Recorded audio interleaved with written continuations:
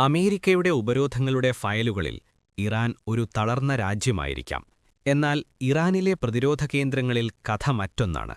ലോകം ഏകധ്രുവശക്തിയായി അമേരിക്കയെ കണ്ടുകൊണ്ടിരുന്ന കാലം അവസാനിക്കുകയാണെന്ന് ഇറാൻ അടിവരയിട്ട് പറയുന്നു. കേവലം ഉപരോധങ്ങൾ കൊണ്ട് ഒരു രാജ്യത്തിന്റെ നിശ്ചയദാർഢ്യത്തെ തളച്ചിടാമെന്ന പാശ്ചാത്യ വ്യാമോഹങ്ങൾക്കേറ്റ പ്രഹരമാണ് ഇറാന്റെ പുതിയ നീക്കങ്ങൾ. ഇത് റഷ്യയിലേക്കുള്ള ഒരു സാധാരണ നയതന്ത്ര യാത്രയല്ല, മറിച്ച് അമേരിക്കൻ അധീശത്വത്തിന്റെ ചരടുവലികൾക്ക് പുറത്ത് ഇറാൻ പടുത്തുയർത്തുന്ന ഒരു സമാന്തര ശക്തികേന്ദ്രത്തിന്റെ പ്രഖ്യാപനമാണ്. ലോകം ഇതുവരെ കണ്ടിട്ടില്ലാത്ത രഹസ്യാത്മകതയിൽ ഒപ്പുവച്ച ഈ പ്രതിരോധ കരാർ ഇറാന്റെ സൈനികതന്ത്രത്തെ അടിസ്ഥാനതലത്തിൽ മാറ്റാൻ പോകുന്ന ഒന്നായി വിലയിരുത്തപ്പെടുന്നു. വർഷങ്ങളായി ഉപരോധങ്ങളിലൂടെ സാങ്കേതിക വളർച്ച തടയാൻ ശ്രമിച്ച സാഹചര്യത്തിലും സ്വന്തം സുരക്ഷാ ശൃംഖല സ്വയം പുനർനിർമ്മിക്കാനുള്ള കഴിവ് ഇറാൻ തെളിയിച്ചിരിക്കുകയാണ്. പശ്ചിമേഷ്യയിലെ അമേരിക്കൻ ആധിപത്യത്തിന് വെല്ലുവിളി ഉയർത്തുന്ന ഒരു പുതിയ ശക്തി അച്ചുതണ്ടായി റഷ്യ-ഇറാൻ സഹകരണം മാറുകയാണെന്നതാണ് ഇപ്പോഴത്തെ വിലയിരുത്തൽ. ഏകദേശം 500 മില്യൺ യൂറോ മൂല്യമുള്ള ഈ കരാർ പ്രകാരം റഷ്യ ഇറാനിലേക്ക് ആയിരക്കണക്കിന് തോളിൽ നിന്ന് വിക്ഷേപിക്കാവുന്ന അത്യാധുനിക വിമാനവിരുദ്ധ സംവിധാനങ്ങൾ നൽകും. വെർബ മാൻ പോർട്ടബിൾ എയർ ഡിഫൻസ് സിസ്റ്റങ്ങളും അതിനൊപ്പം ഉപയോഗിക്കുന്ന 9M336 മിസൈലുകളും ആധുനിക യുദ്ധരംഗത്ത് വലിയ ഗെയിം ചേഞ്ചറായി കണക്കാക്കപ്പെടുന്നവയാണ്. താഴ്ന്ന ഉയരത്തിൽ ആക്രമണം നടത്തുന്ന യുദ്ധവിമാനങ്ങൾ, സ്റ്റെൽത്ത് ഡ്രോണുകൾ, ആക്രമണ ഹെലികോപ്റ്ററുകൾ എന്നിവയെ തടയാനുള്ള ശേഷി ഇവയ്ക്കുണ്ട്. ഇതിന്റെ പ്രധാന സവിശേഷത വലിയ റഡാർ സംവിധാനങ്ങൾ ആവശ്യമില്ലാതെ ചെറിയ യൂണിറ്റുകൾക്ക് പോലും വ്യോമപ്രതിരോധം ഉറപ്പാക്കാൻ കഴിയുമെന്നതാണ്. അതായത് പരമ്പരാഗത വ്യോമാക്രമണ തന്ത്രങ്ങൾ ഇറാനെതിരെ ഇനി അത്ര എളുപ്പമാവില്ലെന്ന സന്ദേശമാണ് ഇത് നൽകുന്നത്.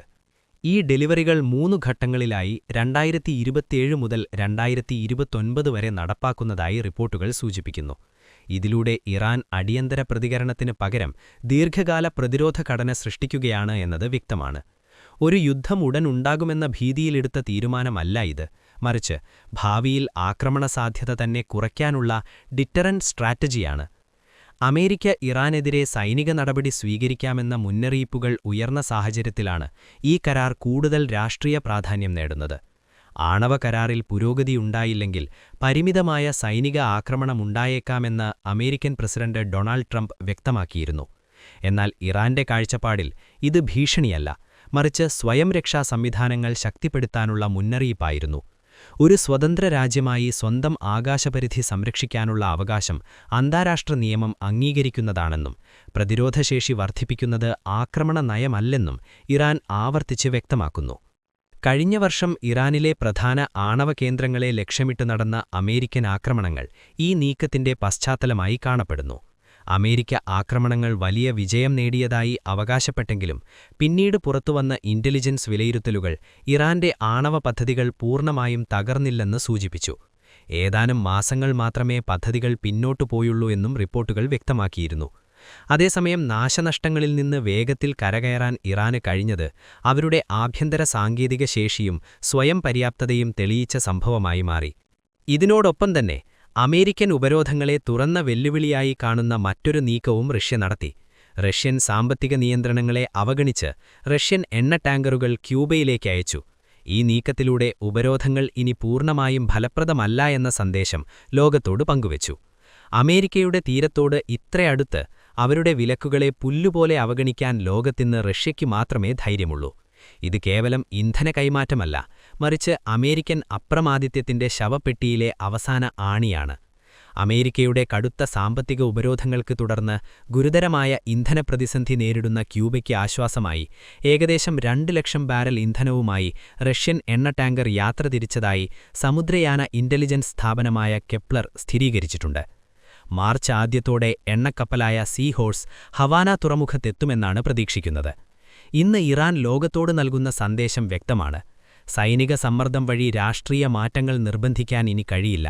ശക്തമായ പ്രതിരോധശേഷിയുണ്ടെങ്കിൽ യുദ്ധം തുടങ്ങുന്നതിന് മുൻപ് തന്നെ ആക്രമണകാരികൾ 2 തവണ ചിന്തിക്കേണ്ടിവരും. ചരിത്രപരമായി നോക്കുമ്പോൾ ശക്തമായ പ്രതിരോധ സംവിധാനങ്ങളുള്ള രാജ്യങ്ങൾക്കെതിരെ നേരിട്ടുള്ള ആക്രമണങ്ങൾ കുറഞ്ഞ പ്രവണതയാണ് കാണപ്പെട്ടിരിക്കുന്നത്. അതിനാൽ ഇറാന്റെ ഈ നീക്കം യുദ്ധം ക്ഷണിക്കുന്നതല്ല, മറിച്ച് യുദ്ധമൊഴിവാക്കാനുള്ള സുരക്ഷാ മതിൽ പണിയലാണ്. റഷ്യയുമായുള്ള ഈ സഹകരണം മറ്റൊരു വലിയ രാഷ്ട്രീയ സന്ദേശവും നൽകുന്നു. പാശ്ചാത്യ ഉപരോധങ്ങൾക്കിടയിലും ഇറാൻ അന്താരാഷ്ട്രവേദിയിൽ ഒറ്റപ്പെട്ടിട്ടില്ല എന്ന് ഇത് തെളിയിക്കുന്നു. ചൈന, റഷ്യ തുടങ്ങിയ ശക്തികളുമായി സഹകരണം വർദ്ധിപ്പിച്ച് ഏകധ്രുവ ലോകക്രമത്തിൽ നിന്ന് ബഹുധ്രുവ ശക്തി സമവാക്യത്തിലേക്ക് ലോകം നീങ്ങുന്നുവെന്ന സൂചനയാണ് ഈ കരാർ നൽകുന്നത്. അമേരിക്കയുടെ സാമ്പത്തികവും സൈനികവും സമ്മർദ്ദ നയങ്ങൾ ഇനി എല്ലാ രാജ്യങ്ങളെയും നിയന്ത്രിക്കാൻ മതിയാവില്ല എന്ന പുതിയ യാഥാർത്ഥ്യമാണ് ഇതിലൂടെ ഉയർന്നുവരുന്നത്.